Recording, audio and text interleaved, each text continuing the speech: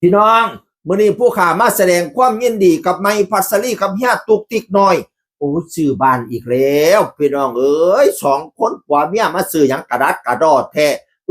ซื้อโดนละมื้อนี้เป็นมื้อฉันวันชอบมื้อประกอบวันดีวันเมื่อวันนี้วันดีค่ะถือเอาเลิกสะดวกรับพวงกุญแจบ้านกับช่อดอกไม้จากพี่ๆโครงการขอบคุณที่ดูแลพวกเราอย่างดีค่ะบ้านนี้ดีอยู่แล้วรวยร่มเย็นเป็นสุขสุขภาพแข็งแรงไม่พัชรีมาโพดพี่น้องเอ๋ยอุ้ยเฮียนน้ำให้อยู่จังหวัดใดน้อนี่เนาะขอนแก่นบ่ฮึเพราะว่าเล่าซื้อบ้านในโครงการตอนแรกซื้อหลังเดียวดิญาติตุกติกซื้อหลังเดียวบัดที่นี่ใส่ซื้อเจ้าของใส่ซื้อญาติตุกติกน้อยพี่น้องเป็นเงินผ่อน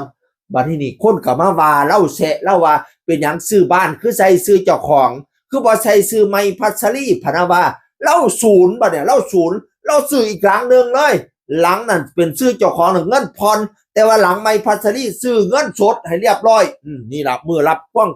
กุญแจกันมือโอนกันเรียบร้อยพี่น้องเอ๋ยนี่ล่ะพี่น้องเป็น2 หลังติดกันหลังหนึ่งของใหม่หลังหนึ่งของญาติตุกติกน้อยป๊าดบัดนี้นี่อยู่บ้านพ่อแม่เพิ่นก็ไปสร้างบ้านให้หลังใหม่ดิบ้านพ่อแม่ของตุกติกน้อยนั่นน่ะแล้วบ้านสวนแล้วอีกหลังเลี้ยนใต้อีกหลังธรรมดาอีกปันปราสาทราชวังบ้านเสาตืออีกพี่น้องเอ๋ยป๊าดอยู่ขอนแก่นนั่นซื้อกับบ่อยสิได้ใช้เป็นเท่าเฮาสิไปเปิดอีหยังบุอันร้านอะไรทำไมบุป๊า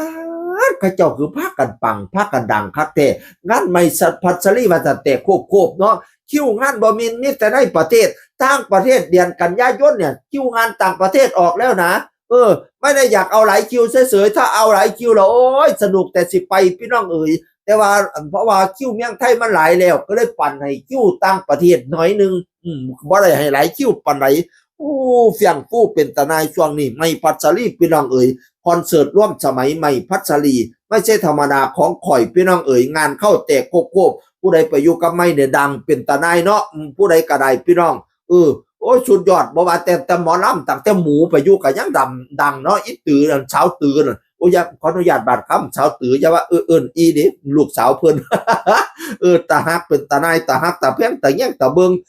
ตั้งแต่เปิดเพจให้สาวตือหมูซื่อๆก็มีสร้างรายได้แล้วพี่น้องเอ๋ยแต่เฮาเจ้าข่อยเปิดเพจต้องโดนก็บ่ได้สร้างรายได้ดิผู้ลางคนอันนี้สาวตือเป็นหมู